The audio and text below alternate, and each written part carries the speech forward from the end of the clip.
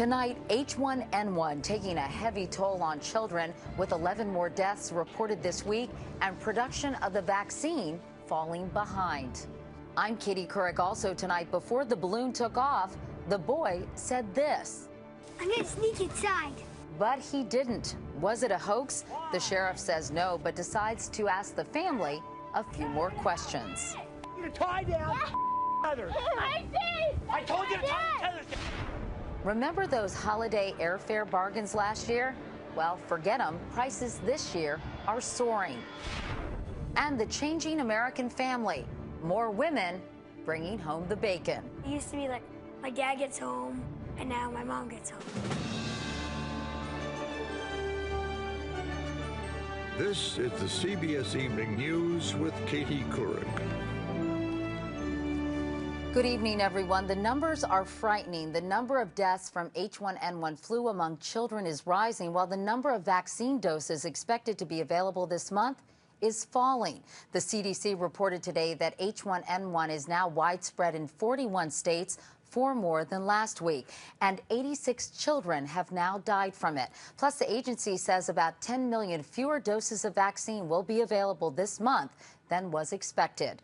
National correspondent Jeff Glor now on supply falling far short of demand. In Baltimore, thousands showed up at the city's first H1N1 flu clinic. Overwhelmed officials had to shut it down until they got more help. Ready? Yeah, here it comes. Good. I was hoping to come earlier, but of course couldn't because of school and work. I just hope they'll offer it again. The same long lines can be seen across the country, and now it appears those lines will not be ending anytime soon.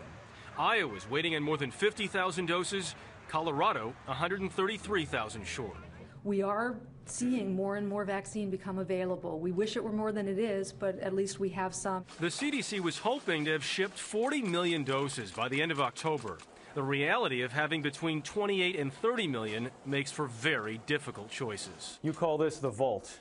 It's the vault. Morris County, New Jersey's Health Department Chief Peter Summers has a job no one wants, doling out a precious commodity everyone is looking for.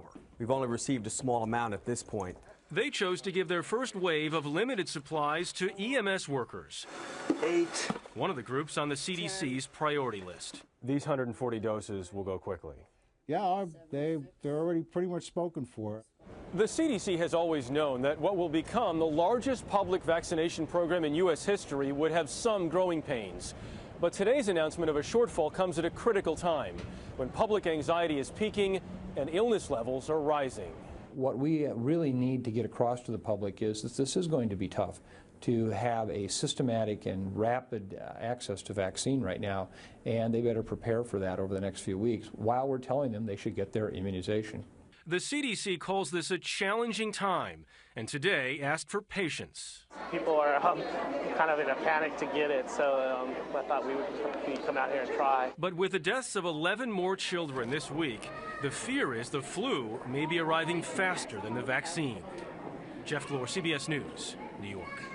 Dr. Jennifer Ashton is our medical correspondent on call tonight. Jennifer, why are we suddenly hearing about a shortage? We were being told by the government that the production schedule was right on track. Well, the experts we spoke to today, Katie, told us that from the beginning, the estimates about the production timeline were ambitious and optimistic. In general, it takes 5 to 6 months to make a flu vaccine, and before you make it, you actually have to grow the virus, and this virus has been difficult to grow from the beginning. Okay, so what if people can't get the vaccine? What should they do in the meantime? Well, the common sense things, Katie, wash your hands, get plenty of sleep. If you're sick, stay home. One thing they should not do, however, is buy products listed on the internet that are promoted as flu treatments. The government issued a report this week warning people that items such as Tamiflu that are advertised online could in fact be fake. Very important point. And meanwhile, there are reports that we're seeing some cases in pigs in Minnesota. What does that mean? Should we be worried? Not surprising, Katie. We've known that this particular virus has strains that come from pigs. There's not any indication that the virus is mutating. So bottom line is people should not be afraid to eat pork. You cannot get the virus from pork. All right. Dr. Jennifer Ashton, as always, thanks so much, Jennifer. For more on the virus and how to find the vaccine, you can go to our partner in health coverage, WebMD.com, and simply search H1N1. Turning to other news now, 24 hours later, it was still the talk of the country today, the boy and the balloon. Many expressed relief the boy was safe, others suspicions that it was all a hoax, and everyone was asking what really happened, including Don Teague. 3, 2, 1. It was both terrifying and bizarre. Oh my God. Home video shows 6-year-old Falcon Heaney telling his brother, I'm gonna sneak inside. Though the tape provided by the family stops and restarts, it appears that moments later the balloon breaks free and takes flight. You didn't put the down now! In the chaos that follows, Richard Heaney doesn't seem to hear his older son, who repeatedly yells, Falcon is in the ship. Dad, Falcon's in there! Where? In that ship! After finally hearing his son was in the balloon, Heaney first calls the FAA and a TV station looking for help, then tells a 911 operator his son is flying away. So we are sure that he's in that. Yeah, we looked everywhere, and then my son just said, being terrified. He said, yeah, he went inside just before it went off. The next few hours played out on televisions across the country. Authorities tried to plot a rescue, even scrambling 2 National Guard helicopters, as scores of emergency crews followed the flying saucer balloon until it crashed in a field 50 miles away. It was only 5.5 hours after the ordeal started that Falcon Heaney was found safe, alive. He'd been hiding in the attic above the garage. I am unbelievably relieved. It was gripping drama, but was it real? If it was intentional, I just think as a mother that's very disturbing and very upsetting. Some here have their doubts, including one of Richard Heaney's former business partners, who says the inventor and storm chaser, who was also featured on ABC's Wife Swap reality series, seeks the spotlight. When I first heard about it, and when it was Richard, I have to say honestly, my first gut reaction was publicity. Then came a barrage of TV interviews. Why didn't you come out? Including an unusual answer. You guys said that we did this for the show. But Richard Heaney says his son was confused by the television cameras and denies any of this was a publicity stunt. The hardest part was visualizing him falling out and hitting the ground. Authorities here are still tallying up the cost of the massive search and rescue effort. It will be tens of thousands of dollars. But they say they do believe Heaney's story. It just seems like this is such a bizarre story that it's almost unbelievable. Everything tells the investigators that this was legitimate. Investigators will re-interview the Heaneys again tomorrow, but say no charges are planned in a case that may be strange, but officials believe is true. Don Teague, CBS News, Fort Collins, Colorado. Overseas, no let-up in the Taliban's latest killing spree in Pakistan. Today, 3 suicide bombers, including a woman, attacked a police station in the northwest. The blast destroyed part of that building and a mosque next door. 11 people were killed, most of them civilians. Since last week, Taliban attacks have killed more than 150 Pakistanis. Now, across the border, the U.S. military said today 4 American service members were killed by a roadside bomb in southern Afghanistan. No details were released. At least 25 Americans have been killed in Afghanistan this month, 247 so far this year. Meanwhile, officials there could announce as soon as tomorrow that there will be an election runoff. Investigators have disqualified so many of President Hamid Karzai's ballots, his vote total is expected to fall below 50%. So what would a runoff mean? David Martin continues our special series, Afghanistan, The Road Ahead. It looks like the Afghan people will have to do it all over again. And it's not just the presidency of Hamid Karzai that will be riding on the outcome. Bruce Rydell, a principal architect of the Obama administration's strategy in Afghanistan, says the runoff is critical to American success. The most immediate requirement we need is to fix the Afghan election fiasco. We have got to come up with a better solution than the one we have right now. A runoff is not likely to produce a new president. Secretary of State Clinton has already declared Karzai the preemptive favorite. I think one can conclude that the likelihood of him winning a second round is probably pretty high. But, says Alexander Thier of the U.S. Institute of Peace, it gives Karzai a chance to erase the stigma which hangs over his victory in August. The legitimacy of this election has been so tainted by the allegations of fraud that a runoff holds the promise in some ways of clearing away some of that illegitimacy. The U.S. can't win in Afghanistan if the government it is backing against the Taliban is seen as illegitimate. But a runoff will take time. It could delay, at least for another month and a half, our learning who the next president of Afghanistan will be. And General McChrystal, the American commander in Afghanistan, is still waiting for the president to grant his urgent request for more troops. This situation is not static. It's going downhill, and it's going downhill rapidly. In August, McChrystal warned that without more troops in the next 12 months, the war could be lost. By the time the Obama administration makes a decision, he could be down to 10. David Martin, CBS News, the Pentagon. And coming up next here on the CBS Evening News, the changing face of the American family.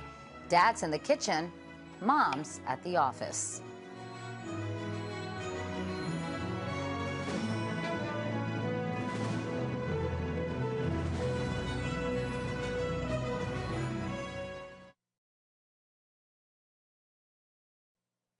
Remember Father Knows Best when Honey, I'm Home was always said by the dad? Well, things sure have changed. By the end of this year, for the first time, women are expected to outnumber men in the workforce.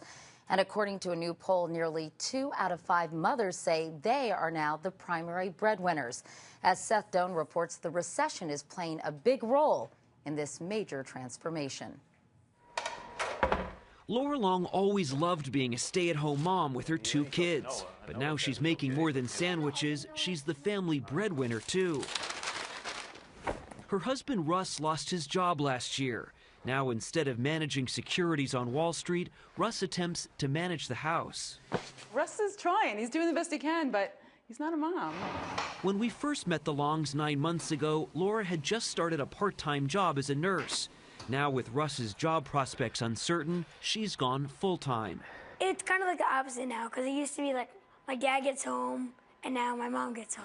Mom, would you get over? I feel like I'm never home anymore. I mean, I miss my kids. I do. I miss being home. The Longs family story is becoming the new normal, since almost 40% of mothers are the main wage earner.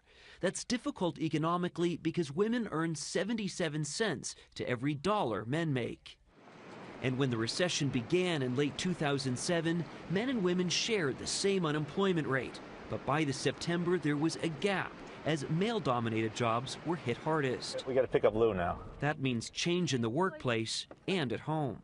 But he's been trying to do dinner. He's gone to food shop. We make a list now, like every week. Everybody writes on the list what we need and what we have to get. Is this one of your lists? Well, that's my morning list on mornings that I have to go in early. And things don't always run smoothly. Well, there are 2 issues, dinner and homework. And those are always the 2 big issues, because I don't really think much about dinner. I figured out we'll whip something together. My mom always wants dinner to be perfect. It can be hard for mothers to redefine their roles. She used to be the one at home making sure that they were not eating ice cream for dinner. Now she's got to depend on someone else, and that's pretty scary. Even as the family dynamic shifts, we'll all have dessert together in the living room. A new poll suggests the old way still looks pretty good.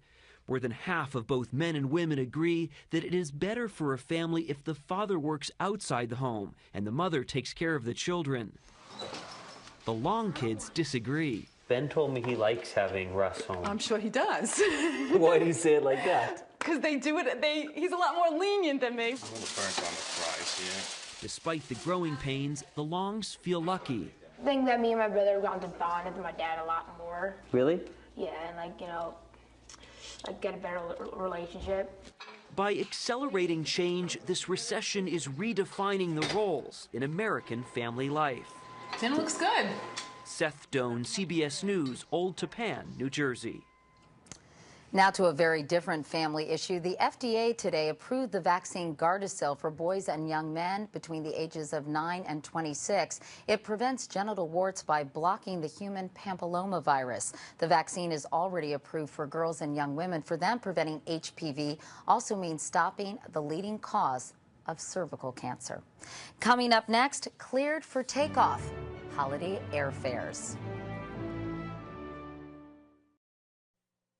It's the biggest IOU Uncle Sam has ever written. Government figures out today show for the last fiscal year, which just ended, the United States spent a record $1.4 trillion more than it took in. That's 3 times more than the year before. Also on the rise, holiday airfares. Those bargains you remember? Nancy Cordes tells us they're just a ghost of Christmas past. All year long, air travelers have been enjoying bargain basement fares, 12 to 14% cheaper than last year. But that's about to end. The rates were reasonable. This was about a week ago, and then they went up a couple $100s a few days later. She got socked by new industry-wide fare hikes, along with a first-time ever $10 surcharge for flying on the busiest travel days, like the Saturday before Christmas. The airlines have to shore up their bottom lines in a slow period. Travel expert Rick Cini says carriers were caught off guard last holiday season by a recession-induced drop-off in demand, which forced them to hold fire sales to fill seats. Don't expect those deals this year.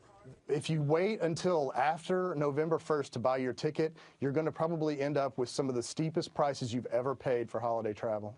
That's because the airlines dealt with the decline in travel by cutting flights to levels not seen since 1999. Come the Wednesday before Thanksgiving, there will be nearly 6,000 fewer seats on flights to Cincinnati than there were last year. That's a 23% drop. To Hartford, Connecticut, nearly 15% fewer seats. To Tampa, Florida, nearly 12% fewer.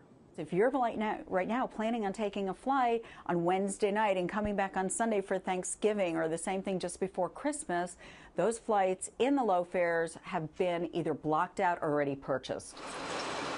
And with airlines planning to shed more seats next year, one new study predicts Americans will take 74 million fewer flights in 2010 than they did last year, a nearly 10% drop. We won't rebound to that till about 2016. It's going to be a very, very slow air traffic rebound. As usual, the more flexibility you have, the more likely you are to get a deal. In fact, just avoiding that Wednesday before Thanksgiving could cut your fare in half, Katie. All right, good to know. Nancy Cordes in Arlington, Virginia. Thanks, Nancy. You may have thought the holidays were already here if you were in the Northeast today. A storm dumped as much as a half-foot of snow on State College, Pennsylvania. That broke a century-old record for early snowfall there. Strong winds brought down trees throughout the region, and the messy weather is expected to continue into tomorrow. Now, a long-term forecast, the Arctic Ocean without ice. Imagine people swimming at the top of the world. A British scientist said this week global warming will leave the Arctic ice-free during the summer within 2 decades. He said the ocean will freeze up again each winter, but that summer thaw could endanger polar bears and seals. Coming up next, the American spirit. He'll stop at nothing to save a homeowner from foreclosure.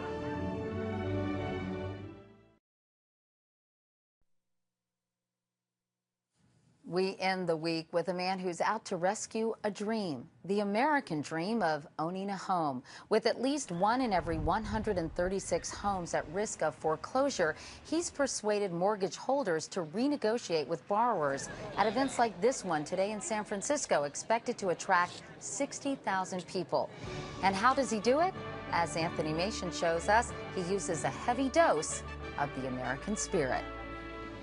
We're going to do a picket line. He calls himself a bank terrorist. Let's go. Keep the line going. Bruce Marks has introduced guerrilla tactics to the mortgage crisis. Come on in, everybody, come on in. Invading the lobby of J.P. Morgan Chase. Dropping furniture on the front lawn of Fannie Mae. In his campaign to help struggling homeowners restructure their loans through a nonprofit agency he founded 20 years ago, Marks has declared war on American banks, and it's personal. It's personal for the homeowners who are being victimized. We're going to make it personal for the CEOs. So we bring the mortgage crisis to their front door, and we are relentless. This year, he led hundreds of protesters to the home of Morgan Stanley CEO John Mack. It paid off.